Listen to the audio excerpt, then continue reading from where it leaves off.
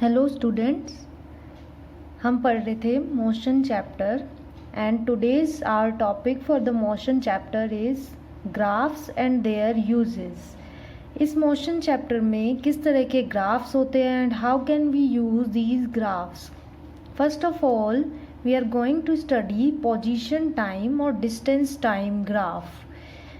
जब भी position time और डिस्टेंस टाइम ग्राफ हम पढ़ने वाले होते हैं तो इसका जो ग्राफ बनेगा उसमें हमें टाइम को एक्स एक्सिस पे लेना है। Time will be taken in seconds and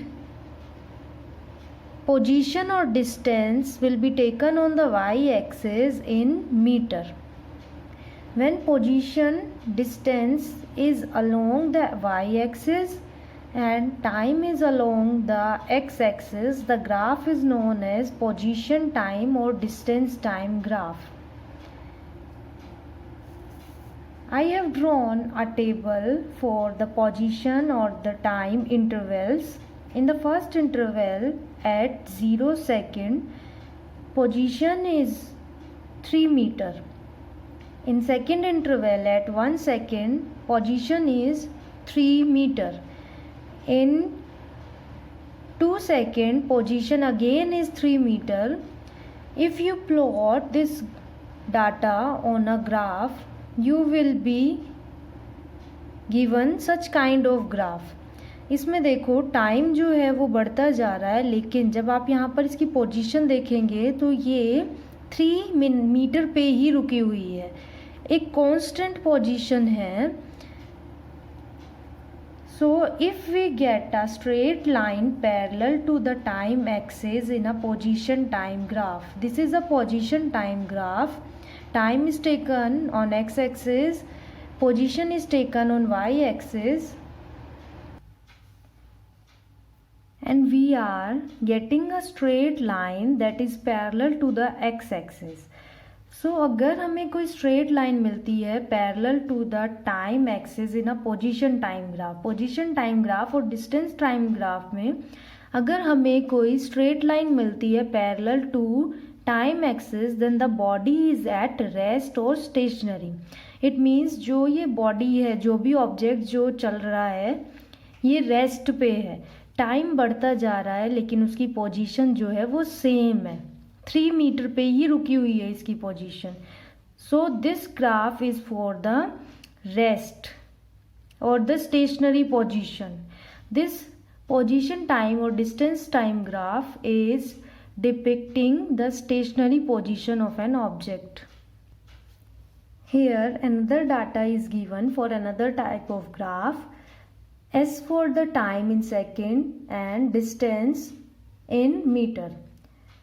When the time is 0, the distance will also be 0. Time जो है 1 2 3 4 इस तरह से 1 के डिफरेंस 1 सेकेंड के डिफरेंस पे इंक्रीज हो रहा है, वेरएज जो डिस्टेंस है वो 2 मीटर के डिफरेंसेस पे इंक्रीज हो रहा है. If I draw the graph, again time is taken on x axis and time is taken in second and the position or distance is taken on the y axis in meter, we will get a straight line graph inclined to the time axis और x axis. तो इस time पे हमें एक straight line inclined graph मिलेगा जो कुछ angle बना रहा होगा टाइम एक्सिस के साथ और x एक्सिस के साथ.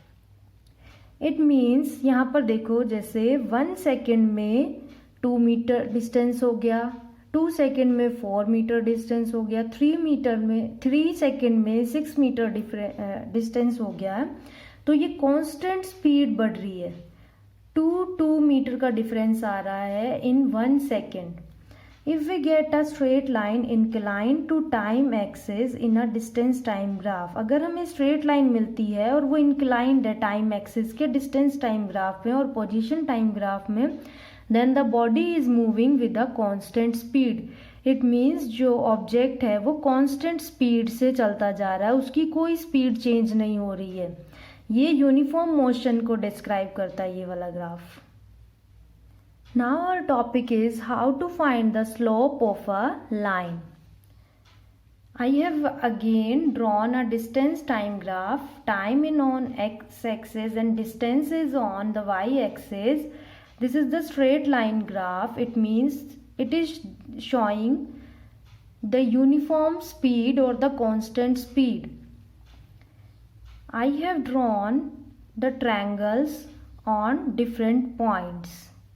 You can join the lines on the x-axis from the points and as well as on the y-axis. So in triangle OMA, the slope is the ratio AM upon OM. अब आपने यहाँ पर AM और OM ही क्यों लिया है? Because जब हम स्लोप निकालते हैं तो हमें परपेंडिकुलर लेना होता है, जहाँ पर 90 डिग्री का एंगल बनता है किसी भी ट्रायंगल में, तो उसका परपेंडिकुलर लो एंड उसका बेस लो. There is no use of this inclined hypotenuse. तो आपको परपेंडिकुलर अपॉन बेस लेना है. Here is perpendicular AM upon OM. अब AM की वैल्यू कितनी है आप यहाँ से देखेंगे 0 to 2, it means 2. And what is the value for OM is 0 to 1, it means 1 second. 2 meter upon 1 second gives out 2 metre per second slope जो होगा. लेकिन यहाँ पर मैंने आपकी अभी SI यूनिट्स नहीं लिखी हैं, जस्ट आपको स्लोप निकालना बताया जा रहा है. In next triangle APB, this is again a right angle triangle. You are going to take perpendicular and upon base. तो perpendicular BP upon base AP. BP की वैल्यू क्या होगी? BP की वैल्यू यहाँ पर देखिए 0 to 4 है, लेकिन हमें तो यहाँ तक की लेनी है, तो हम 4 - 2 करेंगे. ये वाला डिस्टेंस माइनस कर देंगे इस डिस्टेंस में से, तो यहाँ पर 2 आ जाएगा. BP अपॉन हमने लिया था AP की वैल्यू निकालेंगे. इतना जो डिस्टेंस है ये 2 है, लेकिन हमें AP लेना है, तो AP में से OM वाला डिस्टेंस माइनस कर देंगे, जो कि 1 सेकेंड है. तो इसमें हमारा क्या आएगा? Time 1 second. 2 - 1 1 सेकेंड. तो अगेन ये 2 आ जाएगा.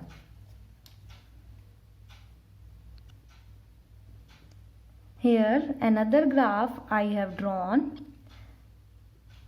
आप यहाँ पे देख रहे हैं स्ट्रेट लाइन नहीं है, एक कर्व्ड लाइन जा रही है. इसमें डिस्टेंस टाइम ग्राफ में एक कर्व्ड लाइन जा रही है. अगर यहाँ पर हमें स्लोप निकालना है तो how will be able to find the slope?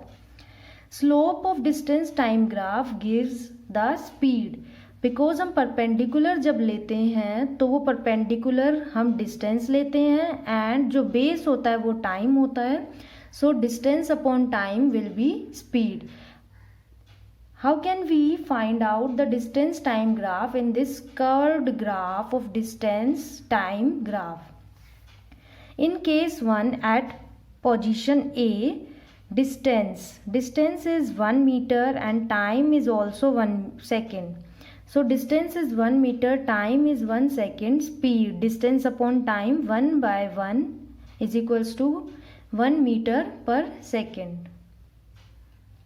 In case 2, at position B, the distance जो है 4 आ रहा है, बट हमें यहाँ पर A वाले तक डिस्टेंस लेना है. So 4 - 1 is equals to 3 metre.